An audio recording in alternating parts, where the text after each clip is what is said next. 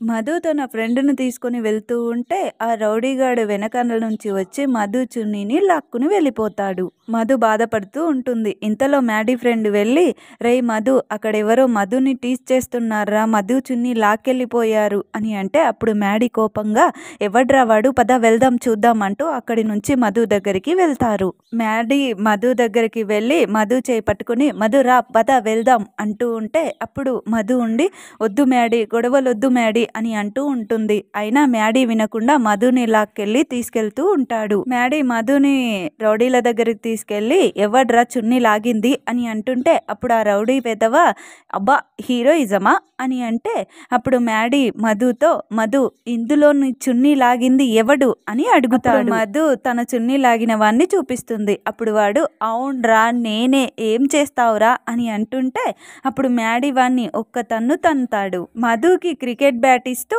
"మధు, లైఫ్లో వీడింకా ఏ ఆడపిల్ల జోలికి వెళ్ళాలన్నా వణికిపోవాలి, కమాన్ మధు, కమాన్ తీసుకో" అని అంటూ ఉంటాడు. మధు మ్యాడీ ఇచ్చిన బ్యాట్ తీసుకొని ఆ రౌడీ వెధవ తల పగలగొడుతుంది అనుకుంటాం, కానీ పగలగొట్టకుండా పక్కకు పడేసి, "రేయ్, ఆడపిల్ల జీవితం పుట్టుకతోనే భయంతోనే స్టార్ట్ అవుతుంది. ఏదో చదువుకొని ఆ భయాన్ని పక్కన పెడదాము అని కాలేజ్కి వస్తే, మీలాంటి వాళ్ళు చేసే ఇలాంటి పనుల వల్ల ఆ కాస్త ధైర్యం కూడా చచ్చిపోతుంది. దయచేసి ఆపండి, ఇక మా వల్ల కాదు" అని ఏడుస్తూ చెప్తూ ఉంటే, అప్పుడు వాడు అరుస్తూ, "రేయ్, టీచర్ పాఠాలు చెప్తుందిరా, విని నేర్చుకోండి." "ఏరా ఎన్ఆర్ఐ, అప్పుడే కొత్త ఫిగర్ని పట్టేశావా? ఏమే, 2 సెంటిమెంట్ డైలాగులు చెప్పేస్తే విని మారిపోతాను, వదిలేస్తాను అనుకుంటున్నావా? నన్నే కొట్టావు కదా, ఇక చూసుకో, నీ లైఫ్ ఫినిష్." అప్పుడు మధు కోపంగా బ్యాట్ తీసుకొని, "ఏంట్రా, మారవా మారవా" అంటూ బాదుతూనే ఉంటుంది. వాడు "ఆపు ఆపు" అని అంటూ ఉంటాడు. అయినా వినకుండా కొడుతూనే ఉంటుంది. ఇంతలో మ్యాడీ అడ్డు వెళ్ళి, "మధు ఆపు మధు, ఇంక చాలు, ఎక్కువగా కొడితే చచ్చేలా ఉన్నాడు" అని మధుని ఆపేస్తాడు. అప్పుడు మధు, "అరేయ్, ఆడపిల్లకి బలం తక్కువేరా, కానీ తన అహం మీద కొడితే ఆదిశక్తిలా పరాశక్తిలా మారుతుంది, ఆది పరాశక్తిలా మారుతుంది. ఇంకొక్కసారి ఏ ఆడపిల్ల జోలికి నా వెళ్ళావనుకో, నీ గుడ్లు పీకేస్తాను" అని వార్నింగ్ ఇస్తుంది. ఇంతలో మ్యాడీ, "ఏరా, మగాలు మీసాలు అని వాళ్ళ ముందే చెప్తే ఎలా, అవి సృష్టించి పుట్టించిందే వాళ్ళు, ఇంటికెళ్ళి కాపడం పెట్టించుకోపో. అయినా అది కూడా నీకు మీ అమ్మే పెట్టాలి, అది కూడా అర్థం కావట్లేదా నీకు? పద మధు వెళ్దాం" అంటూ మధుని తీసుకుని వెళ్తాడు. వాళ్ళు వెళ్ళిన తర్వాత ఆ రౌడీ వెధవ తన పక్కనున్న ఫ్రెండ్తో, "వీళ్ళిద్దరి మధ్య రిలేషన్ ఏంట్రా" అని అంటే, అప్పుడు వాడు, అందరికీ ఫ్రెండ్స్ అని చెప్పుకుంటారు, కానీ అందరూ వీళ్ళ మధ్య ఏదో ఎఫ్ఐఆర్ ఉంది అనుకుంటున్నారు" అని అంటే, అప్పుడు ఆ రౌడీ వెధవ, "ఉంది అనుకోవడం కాదురా, అదే నిజం. ఆ అఫైర్ని కాలేజీలోనే కాదు, యూనివర్సల్గా స్ప్రెడ్ చేస్తా" అంటూ ఉంటాడు. ఇంతలో మ్యాడీ వాళ్ళ నాన్న దగ్గరికి ఎమ్మెల్యే వస్తాడు. అప్పుడు అతను, "సార్, మీరు మా ఇంటికి రావడం చాలా సంతోషంగా ఉంది" అని చెప్తాడు. అప్పుడు అతను, "ఎప్పుడు ఆఫీసులలో కలిసే మనం ఇప్పుడు ఇలా ఇంట్లో కలవడం చాలా మంచిగా అనిపిస్తుంది. అయినా ఇది పర్సనల్గా కలిసే విషయం కాబట్టే ఇంటి దాకా వచ్చాను" అని అంటుంటే, అప్పుడు మ్యాడీ వాళ్ళ నాన్న, "పర్సనలా, ఏంటి సార్ ఆ విషయం" అని అంటే, అప్పుడు అతను, "ఇది శుభకార్యానికి సంబంధించింది" అని అంటాడు. "శుభకార్యమా, దేని గురించి సార్" అని అంటుంటే, "చెప్తాను రాజేంద్ర" అంటూ, "మీ చెల్లెలు అంటే తినే సార్" అని అంటే, అప్పుడు ఆమె, "నమస్కారం అండి" అని అంటుంది. "మీ కొడుకు ఎక్కడా" అని అడుగుతాడు. "ఇంట్లోనే ఉన్నాడండి" అంటూ, "వరుణ్ వరుణ్" అని అంటే, అప్పుడు వరుణ్ వచ్చి, "ఏంటి మమ్మీ" అని అంటే, "ఒకసారి కిందికి రా" అని పిలుస్తుంది. అతను అక్కడికి వస్తాడు. అప్పుడు రాజేంద్ర ధనుంజయ్ని పరిచయం చేసి, "తిను ధనుంజయ్" అంటే, "నమస్కారం అంకుల్" అని చెప్పి అక్కడే వాళ్ళతో పాటు కూర్చుంటాడు. అప్పుడు అతను, "రాజేంద్ర, నేను డైరెక్ట్గా పాయింట్కి వస్తున్నాను. నా కూతురు యుఎస్లో ఎంఎస్సి చేసింది, రీసెంట్గానే ఇక్కడికి వచ్చింది, నీతో పాటు మీ అల్లుడిని చూసిందంట. పెళ్ళంటూ చేసుకుంటే తననే చేసుకుంటానని అంటుంది. తను తిననే పెళ్లి చేసుకుంటాను, వరుణే నా హస్బెండ్ అని డిసైడ్ అయిపోయింది. పెద్దరికానికి గౌరవం ఇచ్చి తను ఒకసారి మీ ఇంటి దగ్గరికి వెళ్ళి పెద్దవాళ్ళ దగ్గర మాట్లాడమంది, అందుకే ఇలా వచ్చాను." ఇంతలో మ్యాడీ వాళ్ళమ్మ, "చాలా సంతోషం అండి, మీ అంతట మీరే వచ్చి మా ఇంటికి వచ్చి పెళ్లి సంబంధం గురించి మాట్లాడారు, మాట్లాడడం చాలా అదృష్టంగా భావిస్తున్నాము అని అంటే అప్పుడు రాజేంద్ర మా మేనల్లుడు అనే కానీ నేను నా సొంత కొడుకులాగానే ఇద్దరిని సమానంగానే పెంచాను. వరుణ్ నీకు ఓకే కదా అని అంటే అప్పుడు వరుణ్ ఏ సమాధానం చెప్పలేక సైలెంట్గా ఉంటాడు.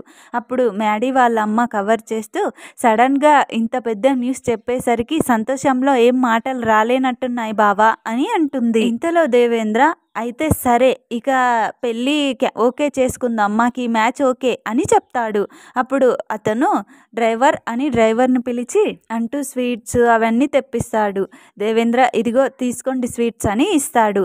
అప్పుడు మ్యాడీ వాళ్ళమ్మ మీకు మా వరుణ్కి పూతరేకులంటే ఇష్టం అనే విషయం కూడా తెలిసిపోయిందా అని అతను పూతరేకులు ఇస్తుంటే అడుగుతుంది. దీనికే షాక్ అవుతే ఎలా అమ్మా, తనకి ఏమేమి ఇష్టం అనేది నా కూతురి దగ్గర పెద్ద లిస్టే ఉంది అని అంటూ సరే దేవేంద్ర నేను ఇక వెళ్ళొస్తాను అని చెప్పి అక్కడి నుంచి వెళ్ళిపోతాడు. అందరూ వెళ్ళి అతన్ని కార్ దగ్గర పంపించేసి ఇంట్లోకి వస్తూ ఉంటారు.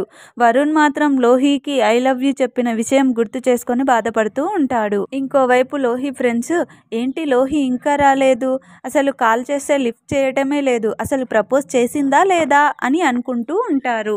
ఇంతలో లోహి వాళ్ళని వెలకాలంగా వచ్చి పట్టుకొని హాయ్ అంటుంది. అప్పుడు వాళ్ళ ఫ్రెండ్స్ ఏంటే కాల్ చేస్తే లిఫ్ట్ చేయటం లేదు, అసలు వరుణ్కి లవ్ మ్యాటర్ చెప్పావా, వరుణ్ ఒప్పుకున్నాడా, అసలు చెప్పావా లేదా అని అంటుంటే అప్పుడు లోహిత చెప్తానే కానీ ముందు కాలేజ్ మొత్తం దద్దరిల్లిపోయేలా గట్టిగా హో వేసుకోండి అని అంటుంది. అప్పుడు వాళ్ళ ఫ్రెండ్స్ సరేనే ఇదంతా ఓకే, ఇంతకీ లవ్ సక్సెస్సా కాదా అని అంటే అప్పుడు లోహిత సక్సెస్ గ్రాండ్ సక్సెస్ అని అంటుంటే అప్పుడు వాళ్ళ ఫ్రెండ్స్ అబ్బా ఎంత మంచి న్యూస్ చెప్పావే, మాకు చాలా సంతోషంగా ఉంది, అయితే పార్టీ లేదా అని అంటే అప్పుడు లోహిత పార్టీ అని అంత చిన్నగా అడుగుతారేంటే, పదండి ఎంజాయ్ చేద్దాం పార్టీ చేసుకుందాం అని వెళ్తూ ఉంటే అప్పుడు మధు ఫ్రెండ్ తన స్కూటీలో గాలి తీస్తూ ఉంటుంది.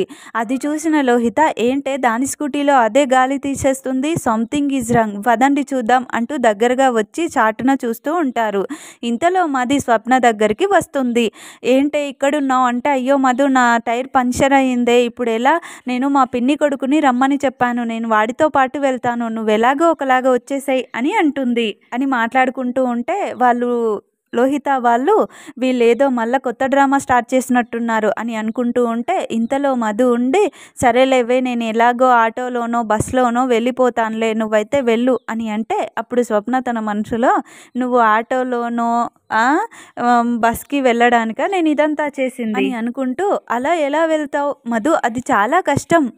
మధు అదిగో మ్యాడీ వస్తున్నాడు, తనను ఏదో ఒకలాగా ఒప్పించి బైక్ మీద డ్రాప్ చేయమని చెప్దాం అని అంటుంటే అప్పుడు మధు మ్యాడీనా అని అంటుంటే అప్పుడు స్వప్న ఉండి అవును, దారిలో ఎక్కడో ఒక దగ్గర మంచి కాఫీ షాప్ దగ్గర ఆగి టైం చూసుకొని నీ లవ్ మ్యాటర్ చెప్పేయి అని అంటూ ఉంటే ఇంతలో మ్యాడీ అక్కడికి వచ్చి ఏంటి మీరు ఇంకా వెళ్ళలేదా అని అంటుంటే అప్పుడు స్వప్న లేదు మ్యాడీ నా స్కూటీ పంచర్ అయిపోయింది, నేనేమో మా తమ్ముడిని రమ్మన్నాను కానీ ఇదేమో పాపం ఆటోలోనో బస్సులోనో వెళ్తానంటుంది, ఇఫ్ యూ డోంట్ మైండ్ నువ్వు మధుని డ్రాప్ చేయొచ్చు కదా ప్లీజ్ మ్యాడీ అని అంటుంటే అప్పుడు మ్యాడీ నీకు తెలుసు కదా నా బైక్ మీద నేను అమ్మాయిలను ఎక్కించుకోనని, ఆ రోజేదో నువ్వు బెట్ చేసావు కాబట్టి ఎక్కించుకోక తప్పలేదు, అర్థం చేసుకో మధు. అప్పుడు స్వప్న ఉండి ప్లీజ్ మ్యాడీ ప్లీజ్ అంటుంటే అప్పుడు మధు పాపం ఒక ఆడపిల్లకి హెల్ప్ చేయొచ్చు కదా మ్యాడీ అని అంటుంటే అప్పుడు మ్యాడీ సరే నువ్వు మళ్ళీ ఎమోషనల్ డైలాగ్స్ ఏమీ చెప్పకు లిఫ్ట్ ఇస్తానులే అని అంటాడు.